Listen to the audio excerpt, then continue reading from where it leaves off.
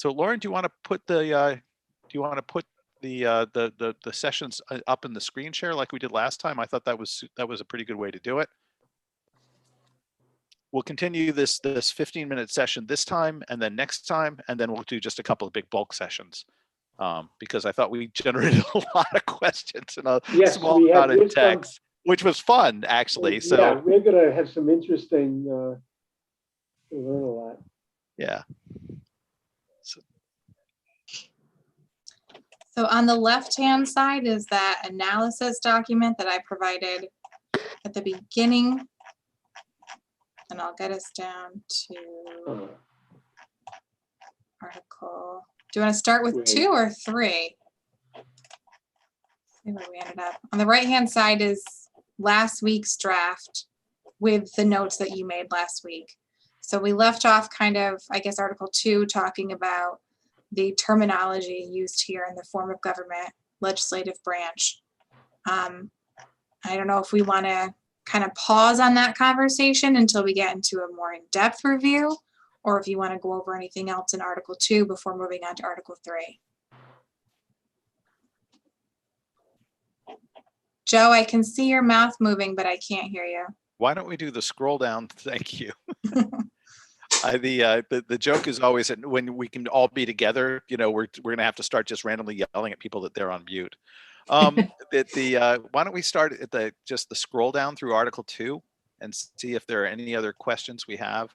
I think particularly since Joan and Noreen aren't here yet, that they're probably most familiar with this section. So I think that that's a pretty good use of our time. You want to start with the title again? Bob, I'm thinking that might engender itself to our longer conversations. Because in 15 minutes, I think we can torch the entire 15 on the title. I don't want to lose the title. I'm just thinking that why don't we pick that one up when we do the longer sessions, if that's okay. Well, just to throw something out, you know, what sticks out to me is is 2.1.2, the publication of notice of town meetings. I just don't know if this is up to date anymore. You know, we're posting in the paper 10 days before, but I mean, just because of the attendance rate that we're having, I don't know if this is relevant. And if we should think about, you know, town paper and a different platform, the town website, something like that. But I just don't know if this is the right way. To suggest that exactly that and the issue above it for the number of people, I look at those as kind of the same issue. You know what I mean? Like, what does it mean to engage the public? How many of the public should be there, and how do we talk to them? Mm-hmm. You know, and I agree with you. Now, Lauren, do I remember correctly that we must use the papers? Noreen was saying that last time. So here, if you look on the left-hand side, the State of Connecticut Chapter 99, Section 7-3 says that we have to put it in at least 5 days in advance. So we mandate in the charter at least 10 days in advance. And the state does say it has to be in a paper having general circulation, which they kind of describe as free circulation. So since the source is free and the New Haven Register is not, it has to go in the source. So we could change this to 5 days and follow the state, and then also include language about the website, which you'll see the notes here that I left you, that the 2015 commission did include language that said that publication had to be in the newspaper and on the website. So this brings up a question for me. To what extent should we be specific? To what extent should we say consistent with state statute? Yeah. Because I have to believe in the next decade that every town is going to want to loosen this up, because it doesn't make sense. Hopefully. So I don't know, you know, so I guess not every issue fits that way, but, you know, what about just, you know, pointing to the state statute, and we're doing that, and then bring up, I think Matt's, you know, the other point, like, so we write state statute, great, that means we're compliant. And then, you know, Matt, to your other point, then what should we actually have the charter do? Like, how do we make sure that the you know, the virtuous or the scurrilous that come in in town government, follow the charter to communicate with the populace. Like, how would we want to talk about that? Does that state your issue, Matt? We really need a discussion of the whole idea of the town meeting. So Matt brought up something earlier of, even I'd go back to section 2.1, which I think is not accurate the way we behave. The legislative body of the town is not the town meeting. It's the Board of Selectmen. There is the town meeting has a role often, but not often, since it rarely, in fact, it has a role. Actually, how many of the ordinance currently on the books were proposed and enacted by the town meeting? Is the percentage 60%? 2%? I mean, come on, But Bob, the point is, so if I'm correct, the point you're trying to make is, even though it's a town government or town meeting form of government, in actuality, because we don't hit a quorum, it's not. And even if we had a quorum, it still wouldn't be, because all of the work of legislating, of the working it out, the hearings, the legal review, is not done at the town meeting. Well, I think there are two things. I mean, I believe it's a matter of accuracy, and part of the, Bob, when Ira comes back to talk with us from Bircham, Moses, and Devlin, we should talk with him about this too, to find out what trends, how other towns are describing this, because I think as a technical, the legislative body is actually the town meeting. They're the ones that's defined by statute. We can't enact, each ordinance, if I recall, and then Lauren, I may be rusty, but if I recall correctly, has to then go back to the town meeting. So they are executing they're triggering it to them. Am I right on this, Lauren? That wasn't my read earlier, but I may well be totally wrong about that. Oh, sorry. No, your Board of Selectmen may enact ordinance provided under 10.1.a, and let's go take a shot down there. Yep. For a 4-member. Oh, yeah. So Yeah, they can't. Yeah, there we go. Yeah, it is through the Board of Selectmen, but with a public hearing to the public for comment. Right. So it's not to a town meeting for an ordinance, but it is to a town meeting on any other financial vote, if that makes sense. Yeah, so ordinances, right, we have a public hearing, and I'm not opposed, by the way, give me about 25 seconds. One thing is that, I'm not somebody who wants to disempower the public, quite the opposite. I think we should be realistic and figure out institutional ways of doing it where it really happens, and also where we don't make the town vulnerable as it is now to a small group of extremists who raise hell at meetings. So that's, I think, is our challenge. And my other 2 cents is that this town is called Madison, right? What would Madison think of the town meeting? I mean, I can tell you what the answer is, at least from my reading. Anyway, he wouldn't think it's a very good idea, I'll put it that way. But, so I think I don't want to go into all these things about putting a Band-Aid on something that really needs to be rethought. And the vulnerability thing, I think, is serious. Anyway, we can. So, I think. No, I think you're bringing. I think all these issues are very much related, right?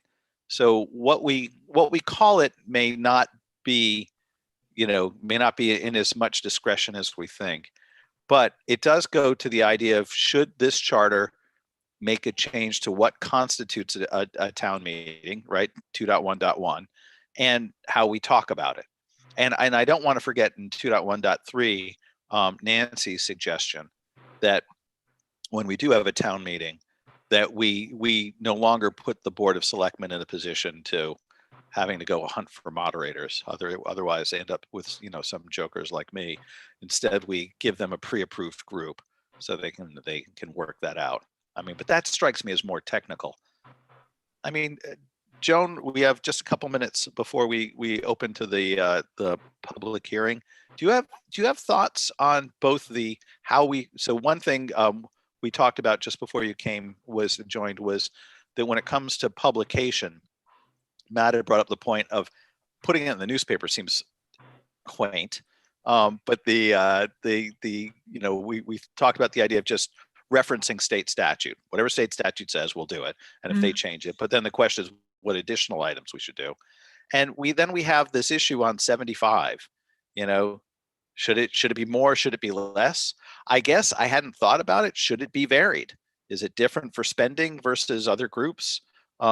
You know, and I don't know if from your prior work, if you had any particular thoughts on the discussion on these 2 points. I'm sure it came up. Well, people wanted to make it, I think we tried to get up to 150 rather than 75, but people were going back and forth on that. That's when we went into the extended town meeting, where the meeting would be held, there would be a video, and then for a week, there would be the capability for Madisonites to go in and vote at the town clerk's office, one way up or down. And that's for the town meeting only. Not public hearings. Public hearings are informational and to give information back. But when it comes to an actual vote, and at the time that was a very radical thing. But I think now, after living through a year of COVID, it's maybe not so radical, to tell you the truth. Obviously, there would have to be with a note that you'd have to fund something in the budget to allow this to happen. Do you know what I mean? So there'd have to be somebody either temporary or on call after a public meeting to be able to focus just on that and assisting voters and electors to vote, depending on what it was about. So that's how we try to engage the rest of the public rather than just the special interests. And that's, you know, no matter what is going to happen, the people who are either for something or deadly opposed are the people who are going to come out. And how do you engage that middle ground if this is your form of government? And the other question would then be, rather than that, then it's the representative town meeting, which then everybody has a say, so to speak. They have to talk to their constituents, whoever they may be. So if I could maybe just turn the last minute or so of this part to kind of cue off from that, because I think, you know, I want to return to sort of Matt's original point, which is whether it's an extended town meeting or we divvy the town meeting, how do we think we want the charter to tell people as to how they're going to talk to their how they're going to talk, you know, when it comes to sort of the notices and information. And Matt, I don't know if you had any thoughts beyond the first change we made with just saying state statute, right? That solves one problem. What are the other things we want them to do by charter? Well, I think, what Lauren has put down here, I think is what I was hoping for, either the town website or to keep it a little bit more high level than that and just say some other electronic form. Town website seems like the best channel. I don't think that you can say social media, because that could be somewhere in 5 years from now, who knows? Right. So I think this is appropriate, but you know, what Joan's saying is, it really resonates with me. I mean, we might have to change the way through the charter of how Madisonites consume our town meetings. I guess what I'm stuck on though is how to vote and how to make that sustainable. I don't think that we have the town staff to be able to do that frequently, but not sure. Yeah, one of the things is the actual town meetings don't happen that often and will happen less if we raise the dollar figure on, to a percentage of the budget for the special appropriation or that emergency type of thing. Mhm. So that was one of the things that we were thinking about, was that we're trying to minimize the need for a town meeting, so that it's really a big event. Yeah. It's not like, oh, we got another 200,000, we got to move out of here and do it in here. And because it's coming out of one department's budget and going into another department's budget, we have to have a town meeting for approval. We had approval of grant money. It's like even money coming in, and the use of it. So those types of things, when we had to get special equipment for the hose one, the hose one and their significant others showed up. They were the only people. It didn't hit the quorum. It was a big dollar number though, so they were worried that somebody would rally the troops and all of a sudden there'd be all these people and they wouldn't be there. So, it just happened to be one of the guys' birthdays and they all went out afterwards. But, most of the time, Joe, let's face it, unless it's a big event like, senior tax relief was a big one. We definitely got a quorum on that one. In the last conversation that we had through Zoom, that was a quorum. But we would lay odds. How many people? Is it going to be 2, 3, 10? Depending on the subject. So, Well, Joe, I think that there's something here. It's just that we'll need more time to spitball and figure out how to charterize it. Or- Yeah. Yeah, there's So Can I I- get some water? I'm sorry. yeah, no problem. Part of I- this, it seems to me, strongly so. So maybe when we have our 15 minutes next time, and then in trio and queue up for the 2 full times that we're talking about it, and I think in those on those 2 full sessions, particularly for the one that will be on the, oh good gravy, is that going to be the 19th or the 20th rather? I think maybe we'll probably, if it's all right with you guys, plan to run to 6:30. Because we'll have Ira Bloom doing a report on it. Why don't we kind of focus on these 2 issues? Because I think the sooner we understand at least the direction we want to go, because I think this and a couple of others are the ones that are going to dominate us. So if that being said, we're at 5:20 and we have the Board of Ed waiting. So I was going to hope then, why don't we open up to public comment to see if there's, do we have any members of the public? See if anyone would like to say anything or ask questions of the board. So if you're here just as a member of the general public and would like to say anything, please put your hand up. Do we actually have any members of the general public, Laura? No, you have 5 members in the attendees, and they're all people who are on your agenda. Well, excellent. In that case, All right. I'd like to welcome the Board of Ed. Thank you for coming. I appreciate the fact that the one time you're not meeting on a Tuesday and you actually came to see us. So Board of Ed, particularly for those of you who haven't sat on a board, tends to hold more meetings and longer meetings than any other group in town. Do you guys want to take a second and just introduce yourselves?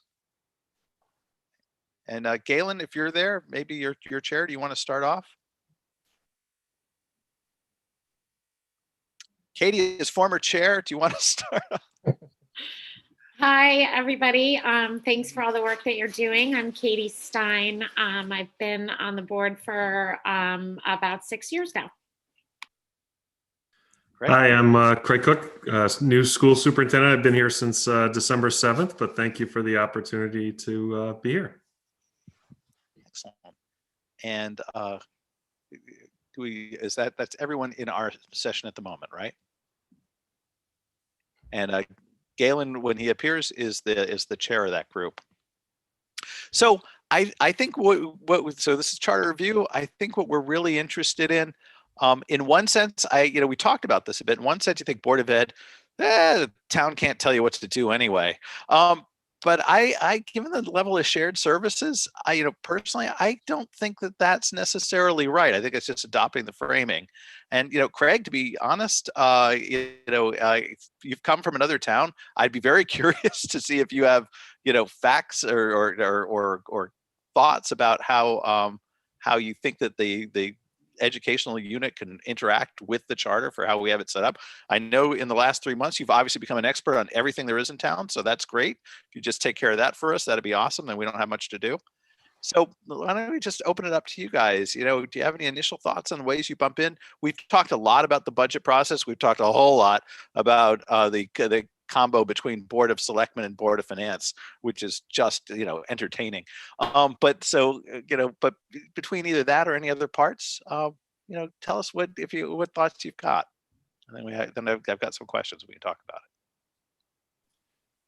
it. I mean, I wish Galen, and I'm sure he stepped away for the 15 minutes that you guys were doing your work, but we had a retreat recently and there were a couple issues that clearly Galen probably took. Oh, there he is. Oh, there he is. Hi there, guys.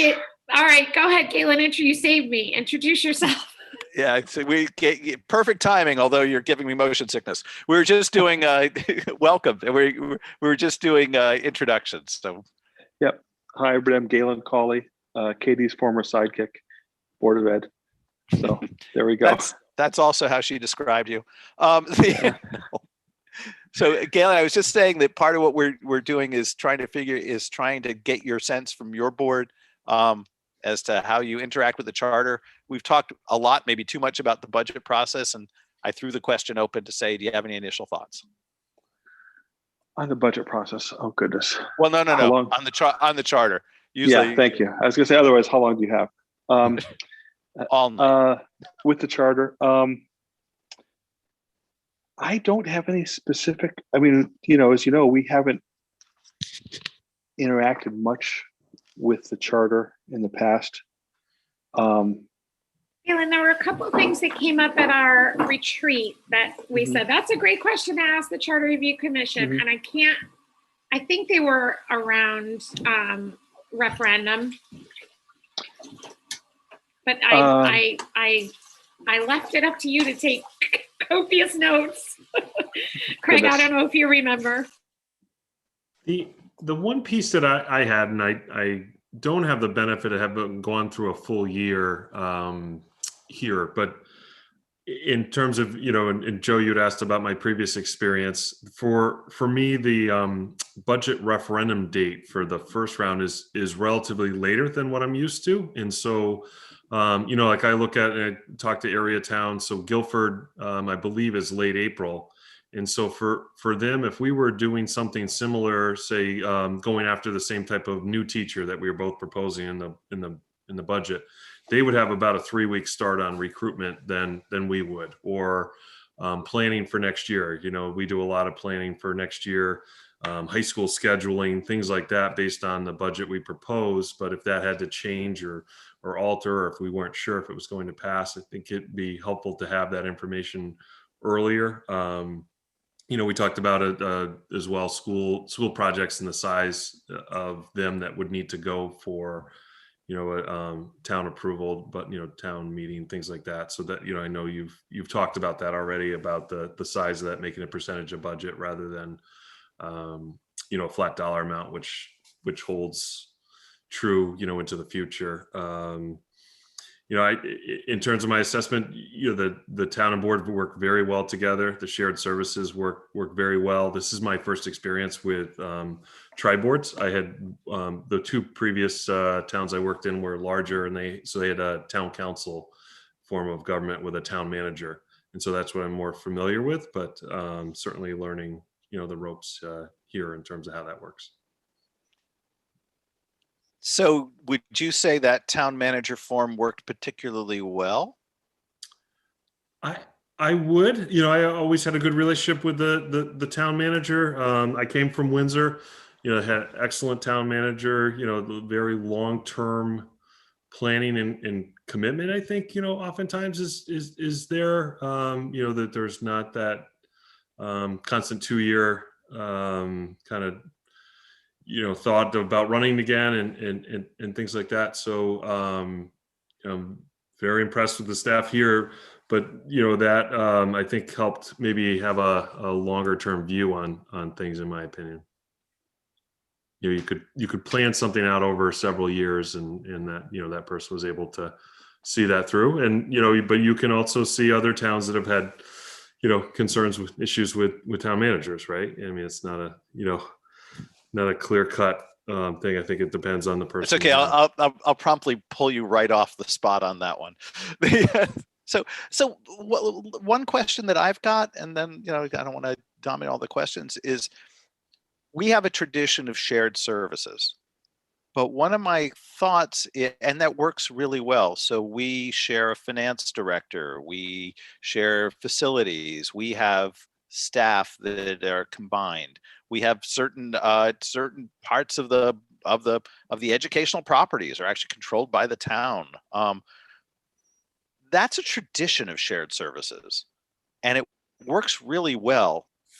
Does any of that need to be in the charter? So suddenly the five of us, a group of five of us decide we're all going to be selectmen. We come in and we think, I hate the way this was done. Town property is town property. Good luck. It would create an immense, disruption. Is there anything about that you feel should be charterized, expressed within the charter? It's like the core assumption as to how we work. Because as I look at it, it's literally that. It's an assumption. Or am I just too dark? Joe, is that for me? Or I will open that to you. And, Okay. right. Katie says yes, so you've got it. Okay. No, but I saw that. Yes, I did see that. yeah, that was quick. Galen was saying it too, but he was masked. For me, I would say no. I don't think it needs to be in the charter. I think it's good management, and we have excellent people that do that. But I'll give another example. So we have a IT director who's also shared. He also does transportation and food service. That's a huge job. And so if and when he retires, that will be a hard job for us to fill. And we could ultimately look at splitting that, kind of in discussion with the town. There's the educational side of educational technology that our assistant superintendent does a lot of now. Like, that's just one example of a job where I could see shifting at some point. I think the finance works very well, again, because of the people. But, I know we've seen towns and boards, come in and out of that. I just talked to the Waterford superintendent recently. They are splitting away from sharing human resources, and he's getting a human resources director from the school side. So I think you have to be a little bit flexible. And so I would say keep it out of the charter, would be my opinion. Katie or Galen, is there anything about our core setup that you think needs to be codified? Because Craig points out when you codify, you also ossify. So it's Right. true. I echo that. I think that we have a good working arrangement. If there were to be a change in sentiment, I think the normal pushback from the political process would mitigate any changes. So I don't think we need to codify those kind of shared services in the charter. Katie? Yeah, I totally agree. I think I'm grateful that we do share services. And I think in lots of ways, particularly with the finance director, I think it is helpful in larger picture, big picture scenarios. But I think it is, codifying it in the charter could, as Craig pointed out, in the example that he gave, could be more difficult. I don't want to hog the question, Mike. Questions or thoughts from the commission? Yeah, so I appreciate, Dr. Cook, that you said that maybe earlier for a referendum would be better. So do you find any other, so when you do, how many presentations of your budget do you do to the various boards? So I might ask Galen and Katie's help on a normal year, but we did in terms of to the Board of Selectmen, we did one presentation and then answered questions on other nights, and then for the Board of Finance, the same. We're available on other nights to answer any questions, and then going forward, I know we'll present to the public. I think it's at least 4, probably 5.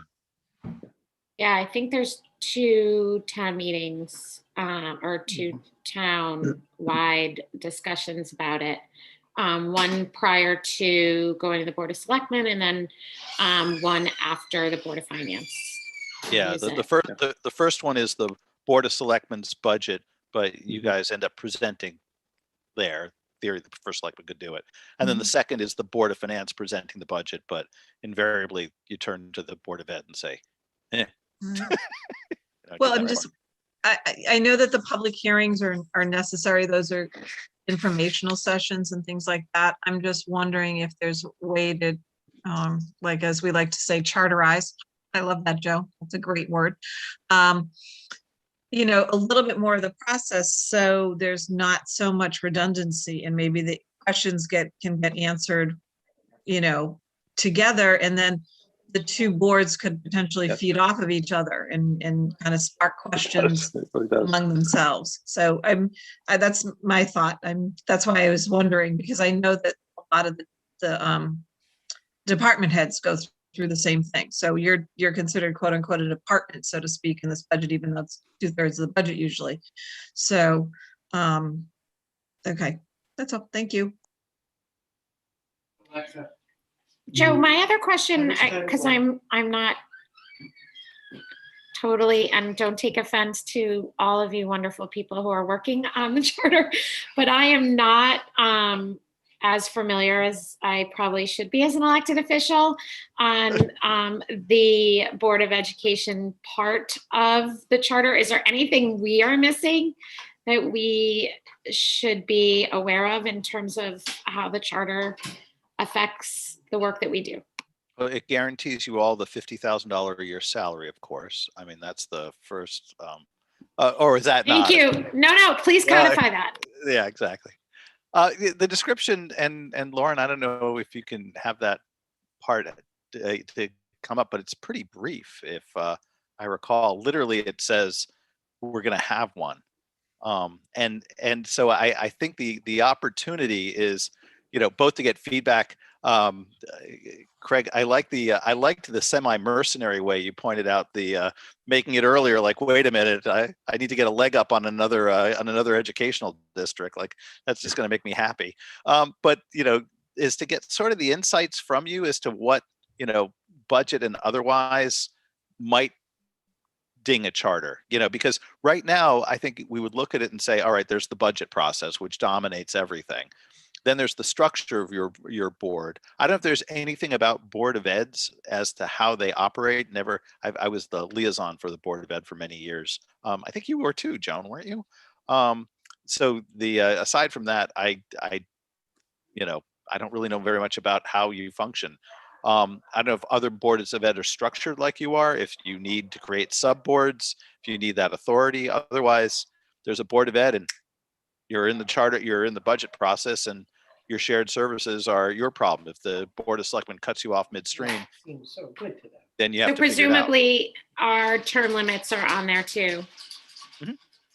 Yes. And I think 4 years is, I mean, I know some boards are 6 years, and some are less, which I can't imagine, because it took me, 2 years just to understand all the acronyms that they use in education and understand that language. But so I think 4 years on the rolling cycle works well for our board. Galen, I don't know if you disagree, but I presume that's in the charter.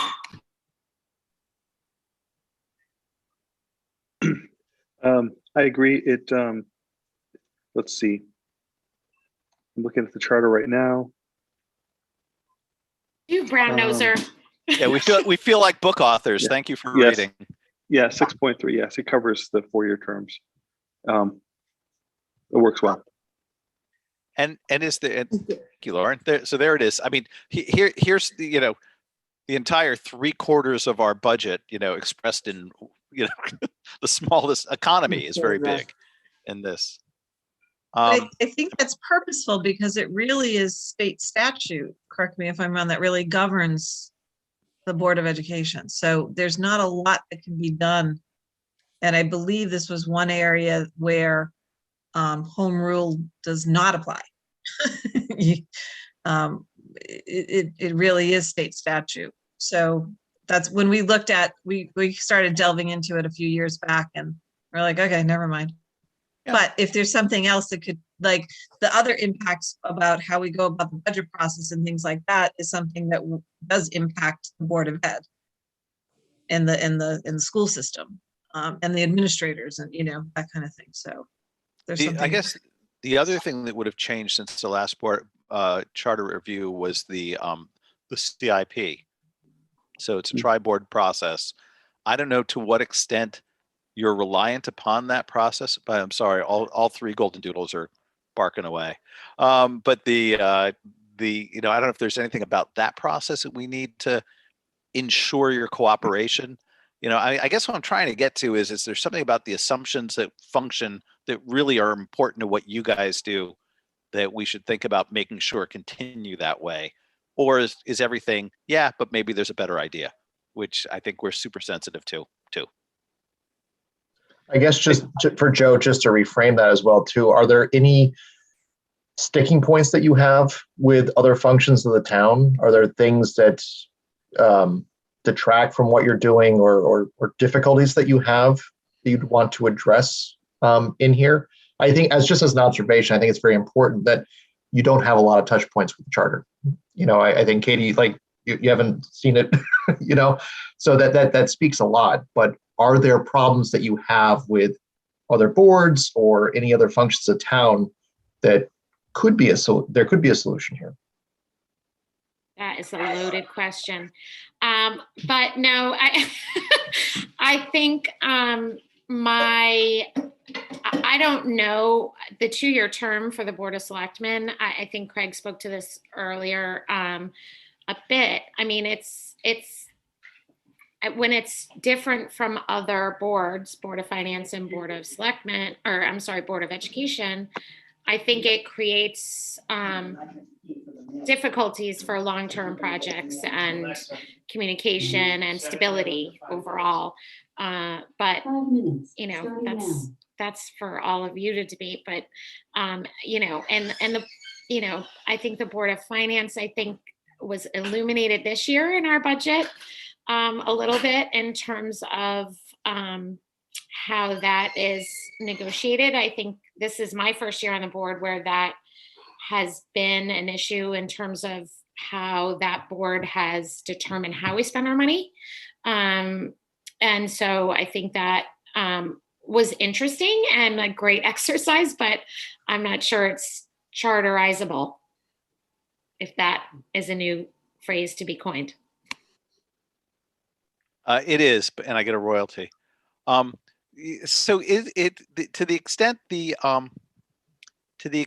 that communication or cooperation, I like the way Matt phrased this. Is there anything else that feels like a sticking point or makes your job harder aside from outside of the budget process? Or once you guys are in your normal mode, you've got the capital improvement plan and you've got you've got the finance director that you share and you're okay. Like maybe the framing should be outside of the budget season. Is there anything up? Including a disposition and purchase of property, which is currently a selectman function, right? I know that doesn't come up a lot, but it's something we talked about. Things that would help you plan for how we go forward. Oh, last thing, I'm so sorry, is also if there's anything that happened in COVID times under emergency powers or things that created a special burden or issue that otherwise would be invisible to us, I think we'd be really interested in hearing it. So I feel like we're doing like 20 questions with you guys, like, hey, we're trying to find a thing, but we're literally trying to discover.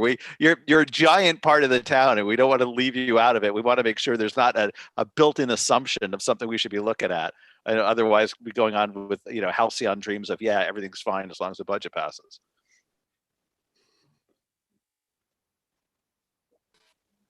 I I'm would grateful to be say- included, but I'd have nothing to add.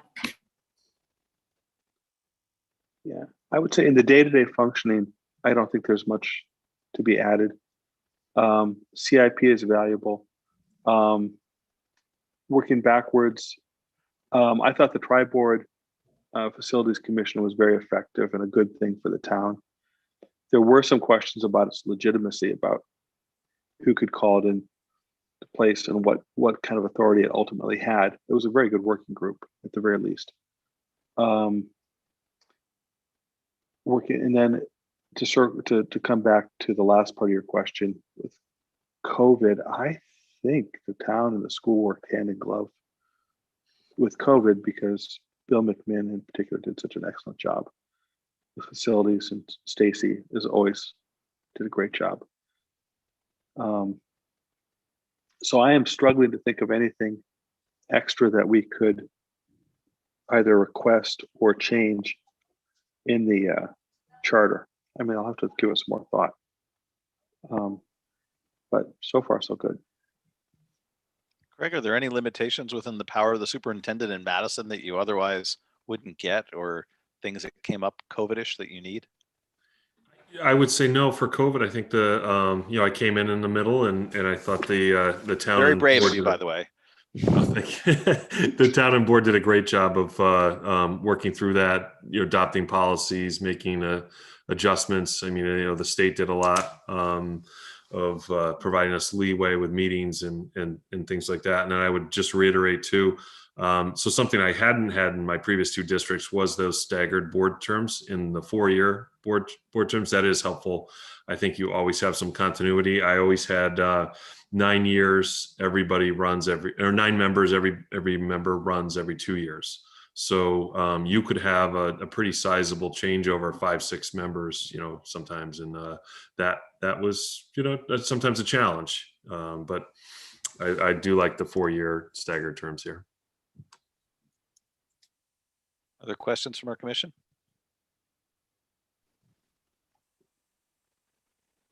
Do you feel the number of members is the right number? Yes. I do. Okay. I do. Figured I'd I ask. think- I mean, do you know what? Yeah, do you know no, what? it's a great question. Do you know what, Joan? Do you know what 2 to the 9th is? It's an ungodly number. If you have 9 members, and they can vote yes or no, it's 2. Yeah, 9 is perfect. Okay. Go ahead, Matt. I agree. There are some boards I know that have more than that. I can't imagine. And I think less than that, given the amount of work that it requires, would be problematic as well. And Joe, can I editorialize a little bit Yeah, sure. about? You're here, and you already said you're grateful to be included, which is the line we're going to make everyone say now. So go ahead. Okay. So just in terms of the town manager role, I mean, I see it a lot like our superintendent role, in that it's somebody who's trained and educated to do that role. And it works really well for the Board of Education to have a board that oversees that, but that ultimately Dr. Cook is trained to do, is trained in the educational aspects, the educational law aspects, and all of that. And I just see that personally, and I'm totally not speaking for the board, but for myself, it works really well for the Board of Education, and I could see it working well for a town if you have the right person. And we found the right person.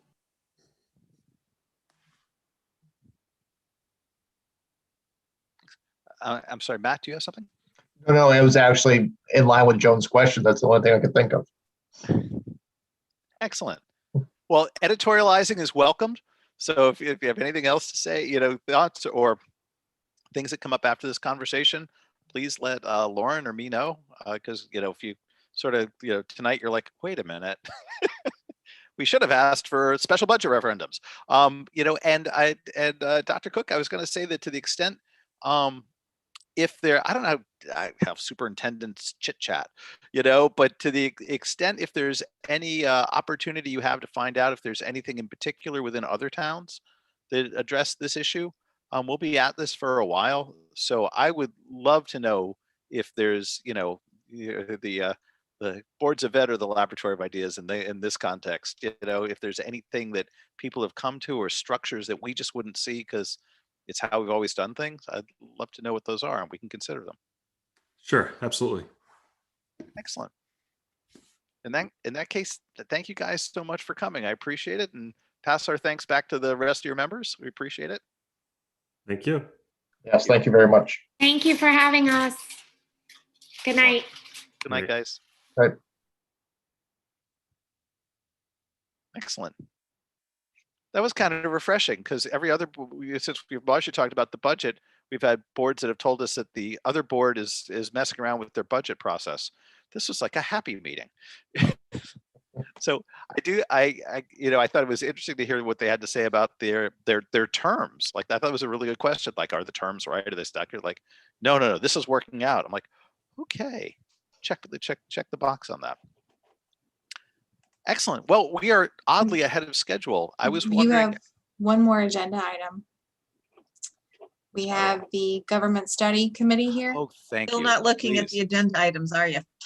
No, I did the same thing I did last time. I ran in and turned it on and didn't open my agenda. Oh, there's Robert. Oh, good. Please. Hi. Hey. Let me unmute. Excellent.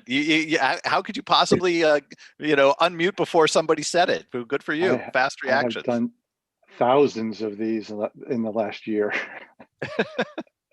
So welcome to Thank you. we've actually although despite the agenda item, we've taught the Government Studies Committee sort of in absentia since we first got together.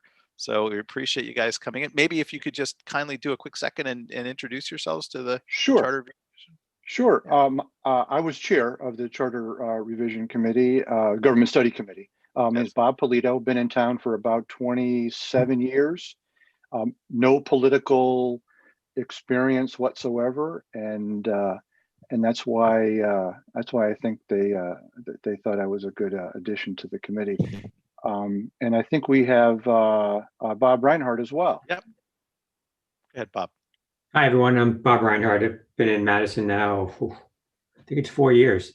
And I was on the committee as well. So, and Bob was integral to the committee as well. He's an excellent voice, considered, reasonable, everything you'd want in a committee member. So it was great working with him. thank you very much. Well, the Charter Review Commission, you'll find is incredibly unreasonable. No.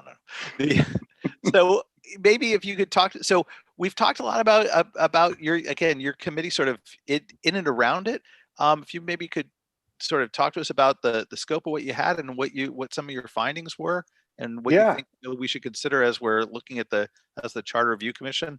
That would be sure. That would be really helpful. Yeah, absolutely. We had roughly 25 meetings together, and we started pre-COVID for a few meetings, and then we had a bit of a lapse of about a month or 5 weeks, and then we jumped back into it via Zoom. And but prior to that, we had interviewed 25 interviews with different towns. Met with the superintendent, Katie Stein, everyone we could think of that we thought would have an opinion on what was lacking in town or what could be fixed. And we went to the employees. That was very enlightening as well. And I came into this, and I think most of the members did too. I won't speak for them, but I think most of the members came into this without any premeditated, prejudged ways of government or forms of government. So we all learned about the different forms in the general statutes together. and it was enlightening. We had 2 public forums, not well attended at all, really. I think other people were thinking about other things at the time, and we had questionnaire that went out to the town. We had questionnaires that went out to the employees as well. I talked to other employees that didn't want to talk publicly or in a group, and very, very interesting. But how we identified the issues, and then we essentially looked at it like a problem solution approach. So through all of our interviews, through all of our discussions with other people, we identified essentially 4 different issues, and they all blend kind of together. And those issues, and this is in our document. Document's about 17 pages long, with a bunch of documentation that supports all of this. We talked about voter engagement, separation of power, continuity in the town, and executive authority. And then we just hashed all of that out together, and we talked about the problems. We had problem statements. I think we had 4 of them, or 3 of them, and then talked about maybe some of the solutions for those problems. And then once we got through that, we got down to our considerations or solutions. We were going to call them recommendations, but some other committee members didn't really want to make recommendations. So we kind of massaged that a little bit and called them considerations officially.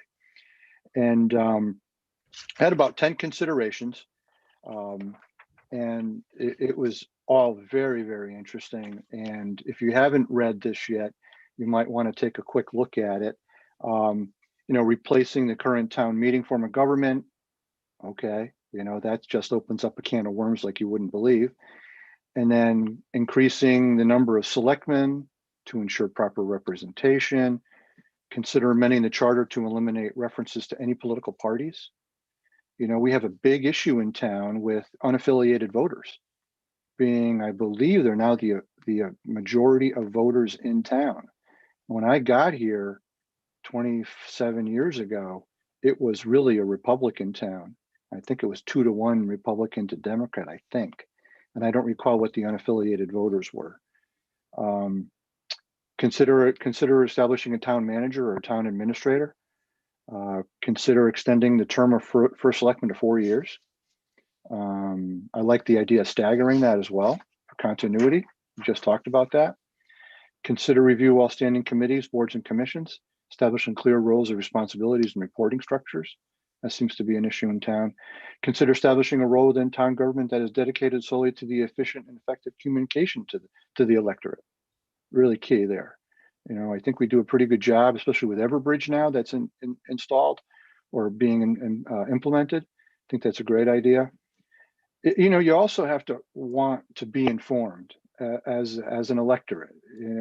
There's a certain responsibility that you have as a voter in town, as a resident, to want to be involved. And if you don't want to be involved, hey, that's fine. But if you want to be represented, don't complain about something that you didn't have a hand in trying to fix or change.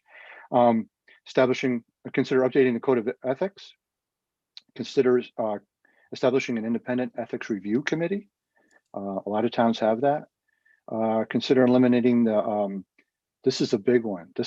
Consider eliminating the practice of seating the losing candidate for first selectman onto the board. When we did our interviews with prior first select people, it was apparent that was an issue. And consider exploring possible alternatives to in-person government participation. Vote by mail, Zoom, all these other good things that we kind of take for granted, I guess. So some of that, I guess that one was fixed by itself just through COVID. So those are the ideas that we came up with. Those are the things that we noted. Bob, and I don't want to hog, so Bob Reinhardt, if anything else you want to, please feel free to jump in as well, I will, don't worry, I know, I'm not shy. And then, and I personally came away, I just give you, this is editorializing, so this is not representative of our committee. But I personally, when I was done with all of this, and probably 3/4 of the way through, I felt that we needed to change our form of government to a town manager, select person form of government. I don't have any political experience. I'm a political science major, but I don't have any political experience. But what I do have is corporate experience and military experience. And both of corporate and military has someone in charge all the time. And when someone's in charge, they're also responsible. And I think I look at the first selectman as the CEO of the town, and I look at a town manager as the COO of the town. COO operates based on what the CEO needs and desires, and the board of selectmen is essentially the board of directors of a company. They set the strategy, and they set the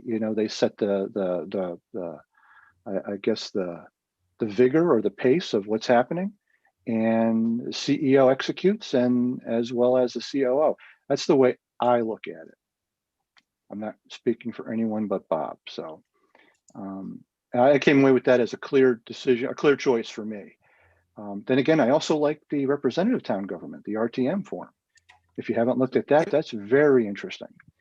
Brantford has it, Fairfield has it. So I was going to say, subject to my somewhat oversized puppy, popping in my lap again. It's all right. So can I ask you a question about the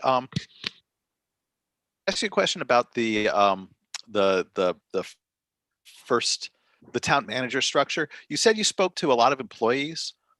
We did. Was that their sense as well? I mean, what informed that decision, without giving up confidences, or but just kind of give us your data set, because frankly, that could save us a whole bunch of time. This goes back to August. So I believe that every single town employee I spoke with desired a town manager, and they desired it because they wanted someone in charge, and they wanted the continuity of that person in charge. And think about it. You work for somebody, and every 2 years it's potentially going to change. I think that I personally, sorry, Lauren, but I don't like that. I don't really care for that. You got enough trouble managing up to one boss who you hopefully have for a few years. So, and also other leaders in town desired the town manager as well, especially the former superintendent. I thought he wanted a person who was equal to him in town to work with. And I'm not saying that what we're doing now isn't working, but could it be working better and more efficiently? And a town manager is not cheap. It's a 150, 180 plus benefits. You're talking 2.25 all in. But I do sense that over time those costs could be retrieved with more efficient government. And again, that whole idea of town manager needs to be completely, if you were gonna look at it seriously, it needs to be really, really much more researched with a lot more data sets in there as well. So that's what made me. I'm very employee oriented, kind of that servant manager type of person. And when I kept talking to the employees, it really was clear to me that go-to person needed to be there. So that's my interpretation of it. So Questions from the board? Okay, John. So how many people, I know it's in there, do you feel as though the survey was a representative piece of the population? I know we never get 100%. We don't even get close to it. no, I don't think it was. The survey to the town, I don't think it was representative. I think that it certainly wasn't scientific, and I did not do well in undergrad with statistics at all. I did well at graduate school in statistics, but it was like a pity grade he gave me. So, but it really didn't garner the attraction that we had hoped for. So if you had a bug about something, we think that it might have gotten your interest, and you took the questionnaire, and we did have a fair amount, Bob. I think we had about 150 or so responses. 128. 128. So you categorized them really well, and 130, yeah, 130. So yeah, I thought something like that. Do you know if those were unique? By the nature of your survey, are those unique responses, or could I have gone and double voted 20 times? No, I don't think those were unique. Yeah, it was one per IP address. So if you went on, technically, I guess you could have used a fake name and gone on a tablet and a computer. Yeah, but now you're working at it. Yeah. But it was designed not to allow that. Yep. Okay. And honestly, there were some really good responses from those questionnaires. It just wasn't broad enough. It wasn't representative enough. But there were some really good ideas, really good thoughts. I don't discount what the electorate said at all. It just wasn't enough. And the town halls that we had on Zoom were not representative. And we advertised, we did social media, we were in the paper. I mean, other than knocking on doors, I just don't think it was top of mind during the middle of COVID, the really COVID. Yeah, I mean, that's so. There's really nothing else you're going to do, to break through. Yeah. And honestly, Joe and I can tell you, it's tough getting people to public hearings and that type of in thing. normal times. In normal times, without a doubt, without a doubt. I was listening to you talk about the 75-person quorum requirement. We talked a lot about that in our group. We talked about, do you lower it, or do you increase it? What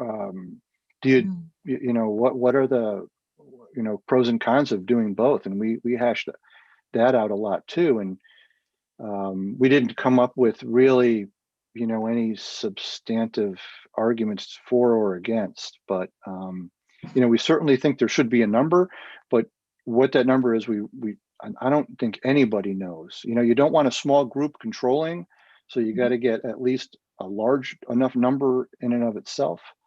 For what it's worth, and I don't know if this was resonant to your group, I am very sensitive to the fact that we hold so many of these meetings without quorum for reasons that nobody cares about, that we desensitize. So if Peggy were to go and use her phone calls, which I think have been incredibly effective, and use them to tell people about every town meeting, everyone would hate the first selectman, because we'd get a lot of calls for things that don't matter. And to my mind, that feels like we're doing a disservice by setting a bar that doesn't offer either control or connection. That's just me, but it's the thing that bothers me about it. We can't make a big deal out of a town meeting because most of them just aren't a big deal. But it's the only way to run the government. It's the definition of the town meeting form of government. Without a town meeting, you don't have that form of government. Therefore, you have to change the form of government. Or at the very least, if we're having the things that require a town meeting have to be meaningful. Yeah. If you're going to show, right, but you still have to get enough people there to show up. Right. And you're not going to. So Joe, this gets me back to the town. Right. This gets me back to someone being in charge. Now, I'm not saying that Peggy's not in charge. Of course she's in charge, but someone operationally in charge that says, okay, why do I have to have a town meeting if I want to buy a truck for $50,000? Right. Give me a break. Ridiculous. I'm running this company. I'm running this corporation. You've empowered me to do this. You've elected me to do this. You've elected me via the Board of Selectmen. So the Board of Selectmen hires a town manager. So he or she's responsible back to the board. We had some people that argued, said, well, listen, if you have a town manager, you're taking away my right, or you're taking away my vote. It's just not the case. It's a silly argument. And I was not successful in defending that argument with some, but most, yes. So selectmen They're voted in, they hire, they fire, they're in charge. They're essentially a board. They're a board of I call it a board of directors. So, you know, you just you give people the empowerment, let them run their business. In this instance, it's a government. You don't want to take away anyone's rights whatsoever to vote, but and they still will vote, but people need to make that leap that, you know, and I love the fact that a town manager would be professionalized. You know, so I spoke to a friend of mine in Mansfield. Of course, they're dominated by having the university in front of them. He's been on their governmental group, and I was surprised. I didn't realize that part of their hiring process for town managers is the professional certifications. That's where they start. Mhm. Yeah. Questions Now, from other you charter can commission get a members? bad one, but you can get a bad one, but you can get a bad one of anything. You know, so I heard that comment before, so I just want to address it. That's all. It's come up in this session already. I'm sorry. Questions from the other members? Go ahead, Bob. I wondered, in looking at representative town meetings formats, did you look at all at Greenwich? No, we went to Fairfield and we did Brantford. Yeah, Brantford has an RTM. We talked to Brantford. We didn't go there because of COVID. We talked to them very unofficially. All the other towns we went to, they were actually on-site visits. It was all pre-COVID, and I heard good things about. Fairfield has had an RTM, I think, since 1947, so it's been around a long time. I don't know if Greenwich predates that, and I've heard both. But I've heard both good and bad about that, and but it intrigues me because it empowers a larger group of people who represent a larger group of people to then become their advocate and be their representative in town. We were just kind of searching for ways to get more participation in our town government, and we thought that a lot of us thought that was a great idea. And something that should be researched further, just like the town manager. Yeah, the RTMs seem to be more like what people think we currently have, which is they vote for the selectmen and the selectman runs the town. And that's not the case.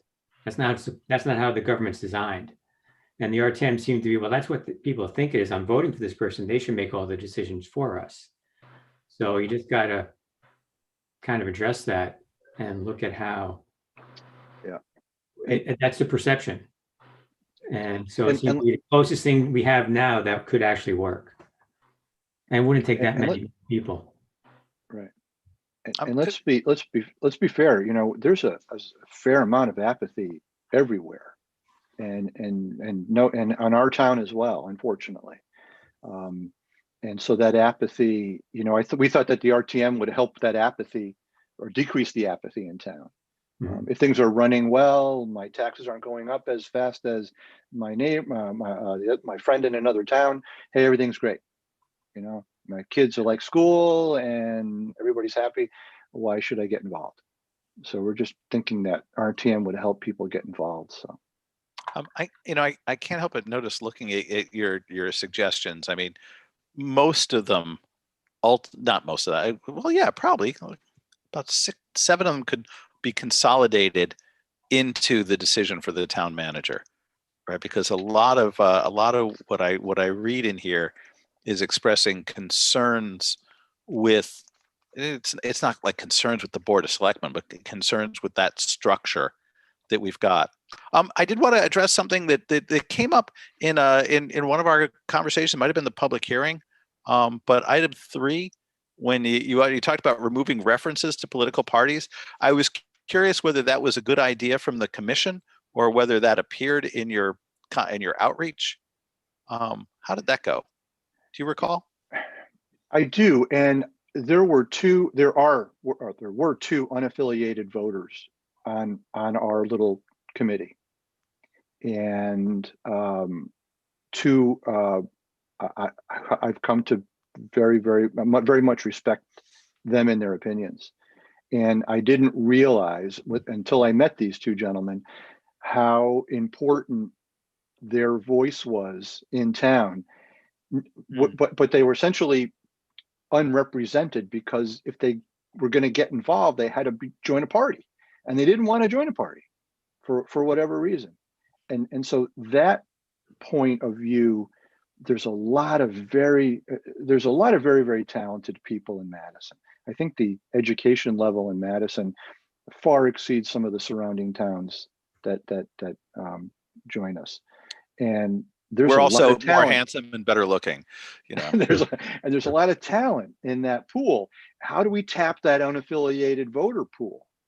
I think it's really critical that we get them to or encourage them to participate, as well as, you know, Democrats and Republicans as well. But that unaffiliated voter is someone that I think a successful person who wants to run this town successfully has to reach out to them and get their, you know, try to figure a way to get them involved in participating. So. Bob, one other question. When you were talking with people, were any other themes coming out besides the town manager? Oh, sure. Oh, absolutely. You know, if you get a chance, get a copy of our little white paper here. Oh, no, absolutely. I was just wondering if there was any Yeah. other gems that you're picking up on that didn't make it in there. Well, I think, you know, I think there's some low-hanging fruit here that maybe could even be changed without a charter revision. Maybe, you know, maybe going to referendum. But I think that my board, my commission, little committee believes the same, is the 2-year term is way too short. By the time you figure out what the job is as first select person, you're starting to run for the next year. And, you know, you just need continuity. The employees would like it. I think that's a really key point here is trying to have continuity within the town. You know, you start a project, next thing you know, now I'm running for office again. You know, there's so much more energy that could be spent in much more positive ways than trying to solicit funds and running for office and knocking on doors. I mean, that's got to be, I never want to do it. It's got to be a horrible thing to do. But the one other thing that did come up that we really didn't capture was the, at times, contentious relationship between the Board of Finance and the Board of Selectmen. Good point. Oh, We is didn't really there chase that one? down. We haven't noticed that. Yeah, Yeah. we had. Yeah. But I think that was one of the other issues as well. But it was just a little tough to tackle in the short time we had. Right. But the other thing too is Joe, you mentioned that you thought these could all be rolled up into a town manager, and I would disagree. Yeah, not all of A them. number of them can. Yeah. And the town manager is just a way of, I mean, when we really started looking at this, we broke things down at just a couple of themes. One of the themes was continuity or lack of continuity. And I think I may have offended someone at one point when I talked about the Madison strategic plan, which is a list of about 28 different things we want to do over the next couple of years. It's not really a strategic plan, it's a list of wishes. Priorities. And then if you look at Liberty School and Academy, nothing's been done on those. Downtown, things don't get done because people leave after 2 years. And you need someone who's good in continuity. So for me, the biggest thing out of this, in listening to everybody and just thinking about it, the two things were continuity, which is essentially a town manager helps that. They're an employee of the town. The town manager, longer terms for the elected officials, make it staggered, so it makes life a little easier. Right. And really, that's kind of gets to the point of it. If you can do that, if you can get this kind of continuity going, you get a little more effective government. So, You know, Clinton just went to a town manager about a year or two ago, and you know, they're a case study. You're watching it as it happens, and they've, I'm told, significantly improved their efficiency within the town government. because they had I guess, a very, very tough time. 9 referendums for their budget prior to getting the town manager. I mean, I can't imagine the inefficiencies and all of that. And I'm not saying run the government like a business by any stretch in my prior comments, but there's some good things that you can take out of business and add it to how to help run a government, that I've seen as a business person that, could be successful. So. One other thing I just thought of too is that we did talk to a couple of people who were on the previous Charter Review Commission, and Right. their counsel was, don't try to change too much because it'll get voted down. Yep. So be very careful in how you craft what you want. Goes against everything I believe in, but that was the advice we were given. One of the first missions of this happy group was to realize that there had been a misassumption into how the votes could be proposed.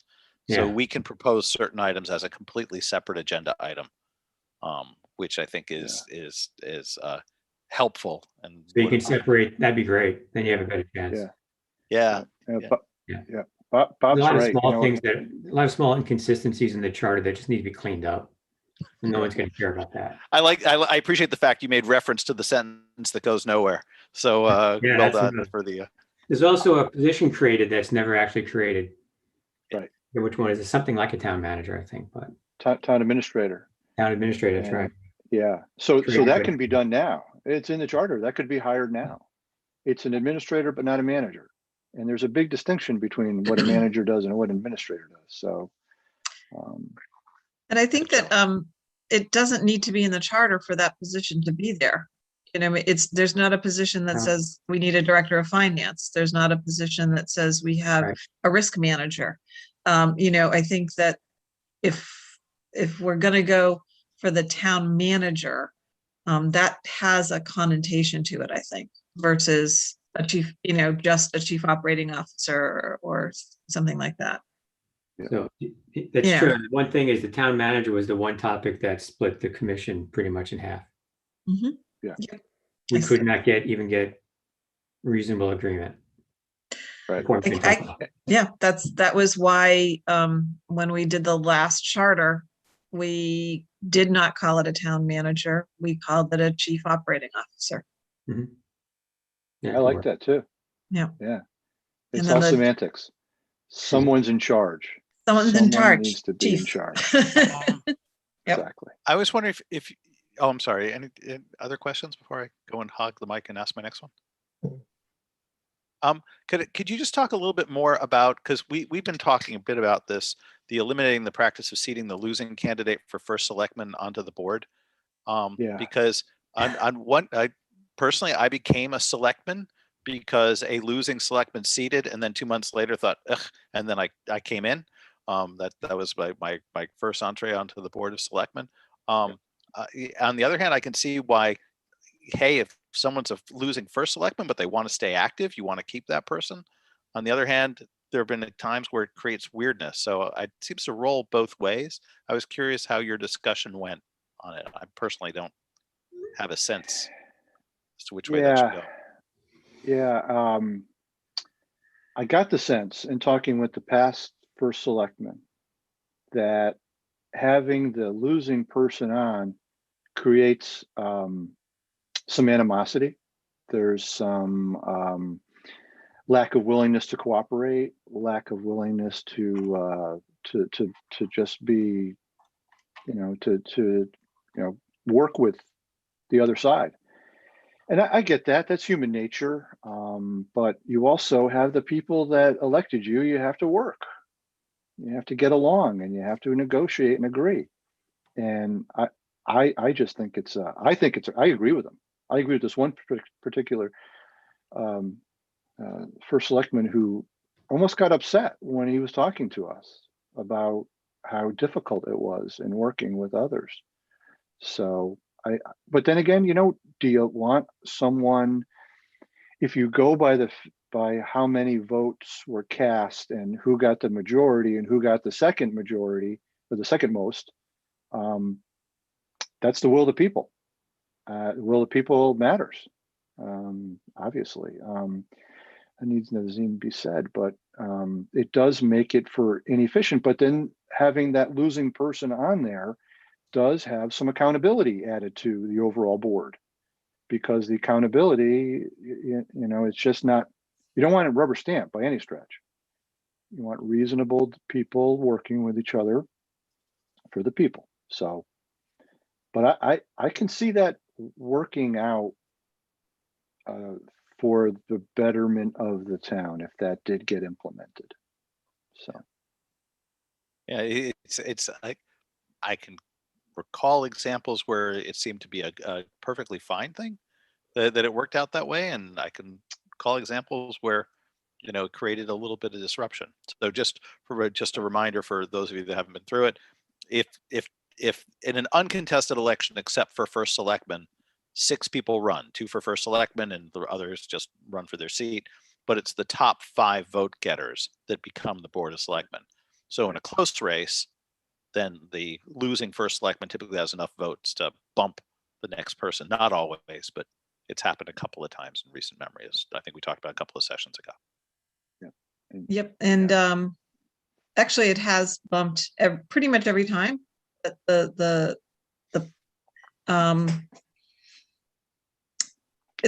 when it has been contested in the last 20 years.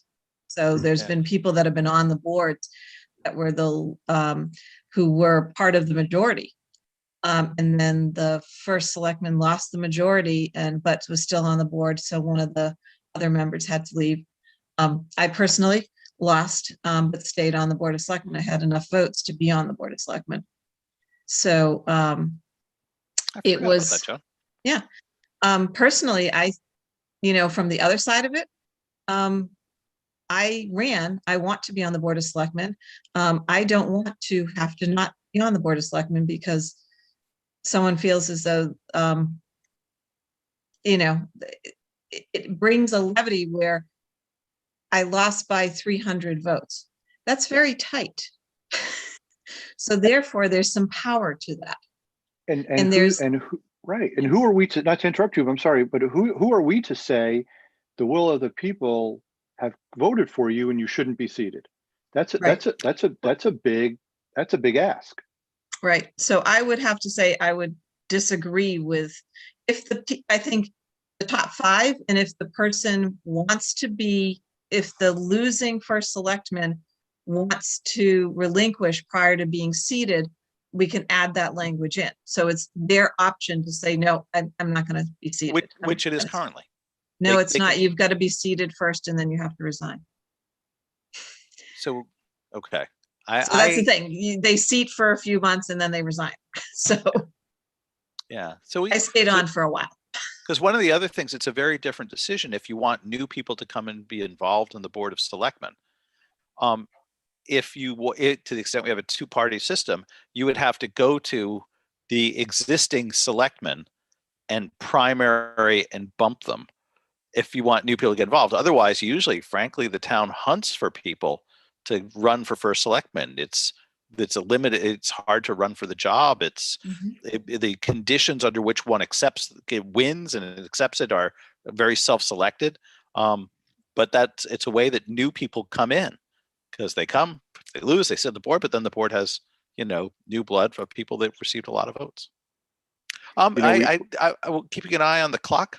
Go ahead, please. No, you just spurred something in my mind. We talked about even trying to attract first select people to run with maybe higher comp.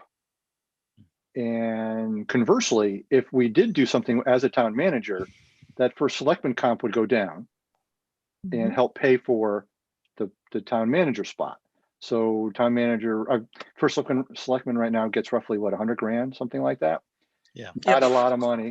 I mean, if Peggy knew what she was getting into in 19 and going through COVID, she deserves, anyone would deserve so much more money for what she's done for the town. And anybody in that role. That increase was very controversial. We did that when I was in the board of finance, just trying to draw more people, and I wanted to go to 150 and I couldn't get people up there. But even that level was quite controversial. So, but I agree. So so this leads to another point we talked about as well, is you want somebody to run for first select person. You're going to give them 100 grand. Who's going to take that? Who's going to take 100 grand in this town? Who wants 100 grand in this town? So you're going to get somebody who's retiring or retired, or you're not going to get probably the cream of the crop of the people that you want to help run the town in that role. So, or unless they're independently wealthy, you know, you're just not gonna find that. So Peggy must be independently wealthy. I don't know. She's I just powered by dedication. She was a stay-at-home mom at the time that she started. Yeah, her. yeah. No, we've Very- talked. So Yeah. So, but I'm our just kidding. crop of stay-at-home moms that are looking to re-enter the workplace with Wharton degrees is somewhat limited. Yes. yeah. But they're out there. They're out there. They're We out found there. them. So exactly. watching the clock, I just wanted to ask the commission if there are any other questions for the government studies group. Otherwise, I can't thank you enough for coming to talk to us. Yeah, just one there's- reflection on, Yeah, on what Matt. Bob had said too, just the amount of unaffiliated voters that we have here. It's something that we should take into consideration. I think there's a lot of it that's out of the scope of what we're trying to do. But that's very important to recognize. So I'm glad you brought that up. Yeah, and that bothered me because I Yeah. didn't realize how big of a deal that was until I talked to these two gentlemen that were on our little committee. And if there's anything that we can do for you in the future, please feel free to reach out directly if you'd like. Reach out to Bob, any other committee member. I was hoping we'd get more on there than there's lots of other things going on right now, but we're more than happy to chat with you. You want to use this as a sounding board, you want to have a spirited, friendly argument on different things, we're more than happy to help you with that. Okay. Okay. So please don't Yeah. think that this is one and done, and happy to help out whenever we need to. Well, I Thank have you to for tell you, coming. Appreciate yeah, it. given thank you. given the My extent pleasure. of people that you've spoken to, you could really save us an awful lot of Yep. lot of work and orientation. So I really appreciate you Yeah. coming today, and we'd love to hear from you more. And if you get anything Happy like, oh, wait a minute, I should have, please come to a meeting. Sure. Whether it's public sure. or let Lauren know, or give me an email. I'm happy to I- agenda space you right in. I just wish we could do this in person. It's Yeah. as good as this is. I just wish we could do it together. So anyway, Yeah. maybe we can Hopefully by soon. summertime. Yeah. Yeah, Yep. Yeah. great. Well, have a great Excellent. night. And Bob Reinhardt, thank you for getting on. I really appreciate it. Thanks, Bob. Talk to you guys Take later. care. Thank Sure. you. Thank Bye. you so Guys. much to both of you Thanks, for coming. guys. Appreciate it. My pleasure. Bye-bye. Bye. So Matt, I think we have I had something canoodling around in my head about the appointed boards and commissions that I think we can try to bring in more use that way. Mhm. So I want to present that when we get to that section. Okay. I'm still kind of fleshing out some thoughts, but as far as elected boards, that's tough. We are in a two-party system. So, Oh, yeah, no, yeah. We do But I have think the slots. appointeds and Yeah. Well, I think there are two questions, though. There's a two-party system. And on the other hand, the question is, why does the charter have to deal with it? I mean, they bring up an interesting point about de-charterizing political parties. We may still use it, but there's no particular, I mean, well, we should consider that. Like, does it need to be built into the charter itself? Some of us would fight very hard to keep it there.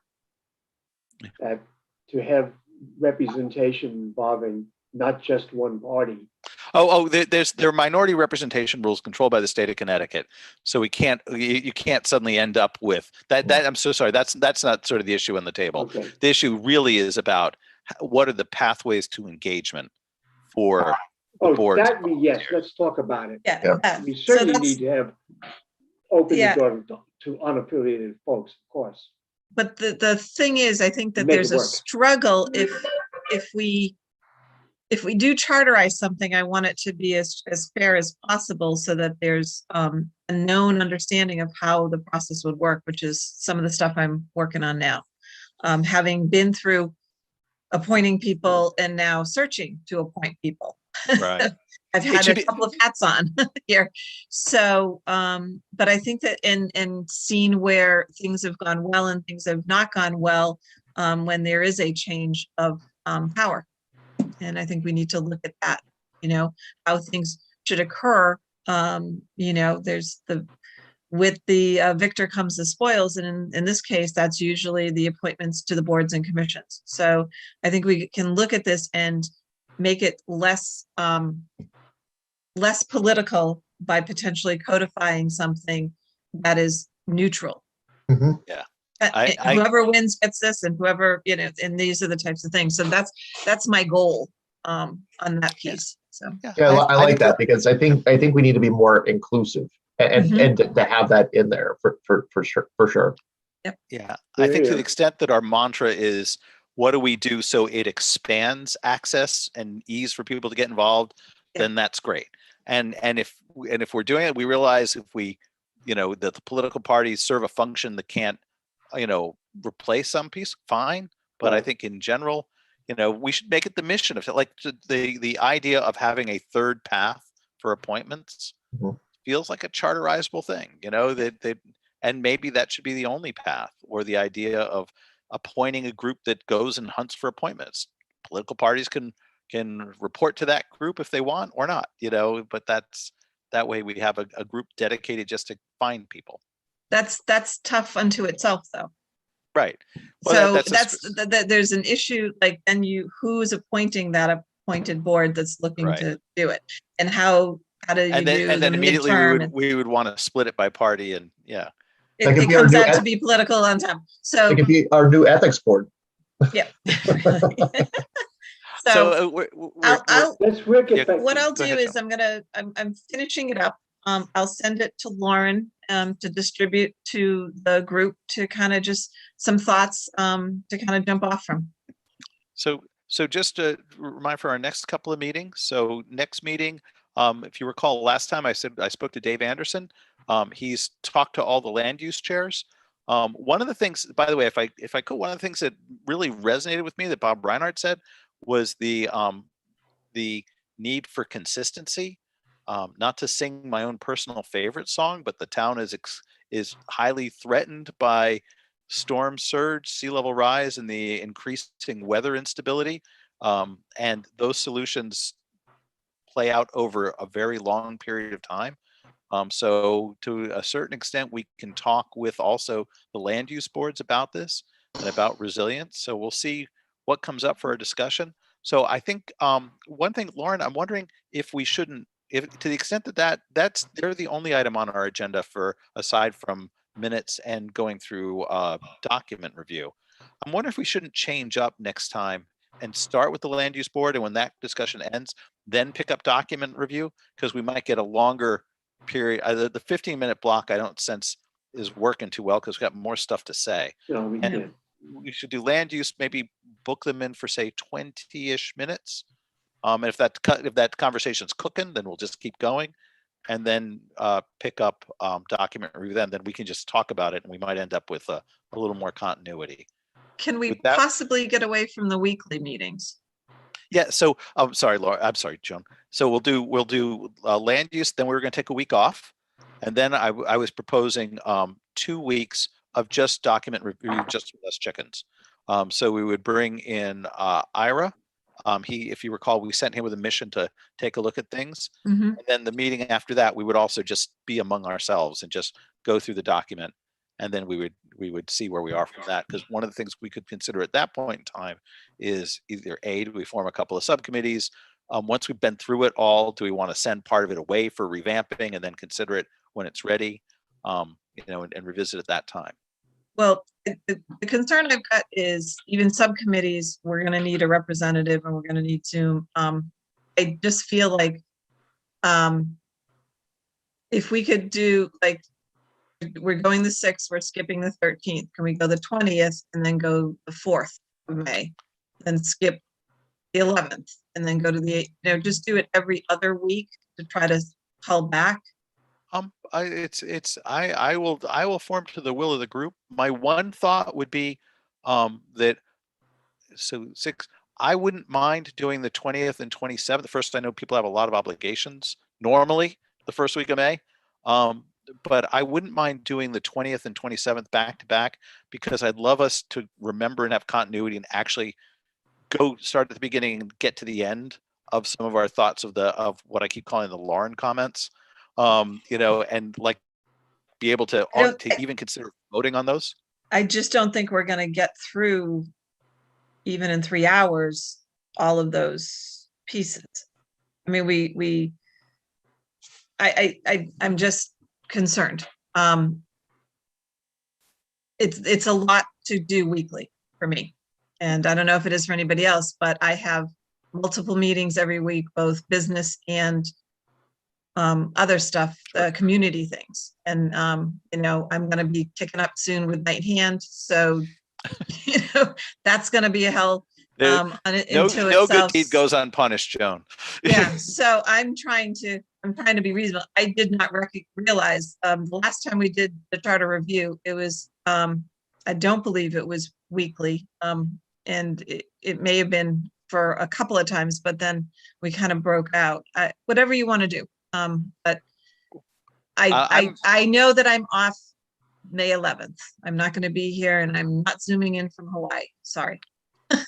Yeah, you're actually making that to Hawaii. Good for you. So we will then move charter review to Hawaii on May 11th. We can agree with that. Yeah. And Yeah. Okay. Yeah. I still won't be there. Yes. I'm fine to do, you know, I have us sort of clocked out 3 weeks ahead, right? So I've got the 6th, we have a week off, and then I want to continue that conversation. And I was bringing Ira in because he had part of his review, but I view that very much the same line of conversation we have. I'm happy to think about the if you want to move it to every other week or something along like that, they would bring it to, or if we wanted to look at the 27th and then take 2 weeks off, you know, it's fine with me. My hope is that we could actually have some continuity to make this first pass so that we're done, and then think about policy discussions for some of the other issues. That's my sort of simplistic thinking. I'd like to. I could see doing every other week. You know, I hear your point, Joe, about the continuity, especially with things coming up. But I think if we had some homework assignments and we actually came with ideas that were fully formed to put out, as opposed to spitballing as we go, it'd probably be much more efficient for us to make some ground. So why don't we do that then? Why don't we end the 20th? So let's hear what Ira has to say. He's the last inbound communication that I've got scheduled. Right, we've now done all the major boards. You know, under fire. Yeah, exactly. Well, we did go through a lot of BOF conversation. So I mean, we have other groups we should talk to. We should certainly reach out to. I'd like to reach out to the public safety groups. I'd like to talk to some of the NGOs, but I really feel that the need to do the document work is next. Like, we've hit some of the big structural issues. Yeah, I would be perfectly, I mean, from my perspective, sure, why not? We had broken up before by issue. We could break up before by section in a couple of groups. Maybe then one thing to think about is take a look at, even for our next meeting, you know, take a look at the sections themselves and see if there are any ones that you really feel invested in personally. And maybe we could even divide up into a couple of groups. Like, all right, I really have my passion for section 4. Bob is dug in on section 2. You know, go through and see if there are sections that really sort of light you up, and maybe we can break it up for presentation recommendation. I like that. Kind of a better version of the reading group that we did initially. So, Lauren, why don't we leave a little time in the agenda for next week so we'll do land use and we'll do document, but include as an agenda item meeting schedule and report outs. And how long is next week's meeting scheduled? So I am going to be, I don't really know. I would anticipate that the land use boards will be relatively quick. I might be surprised because of climate resilience questions, you know, and there's a statute in front of in front of the legislature, a bill in front of the legislature expanding flood and erosion control boards to become resilience boards that may have a charter impact. I mean, I don't know if we're going to get any of that. Could be we'll get Dave Anderson, who has a unique perspective, and he'll talk to us for 10 minutes. If that's the case, I think we should be able to finish correctly on time at 6. Sorry, we're running a little late today, this class. Sorry. Literally. Totally wrong We're my- gonna start my wrong calling you mode. professor. All right. Don't. From now That's on, just you're my name, professor. you know, but you know, I would hope that we would be in the 6-ish range. So That sounds good. All right, Okay. so we are running late, so why don't we disperse? Do we have anyone from the public, Lauren? I thought we had somebody sitting there for a bit. Jen Gordon. Yeah. Jen, would you like to come Hey, and make Jen. a comment and ask a question? Who's downstairs? I'll stomp on the floor. Seriously, we could hear from downstairs like, this is so boring. Yeah. Come on, let's eat. Let's get Yeah. dinner. Exactly, that's what she's doing. Just Yeah, figure out when to I'm drop getting- pasta. All right, in that case, can I have, barring any objection, can we adjourn? We can adjourn. All in favor? Yeah. All right, I'll see you Thank next you. time. Good work, guys. Hey, This good is a work. joy. Thank you. Appreciate your